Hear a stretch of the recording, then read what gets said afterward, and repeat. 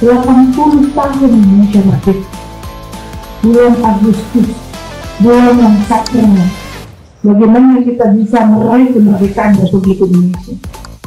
Tepatnya 17 Agustus 8 Ramadan.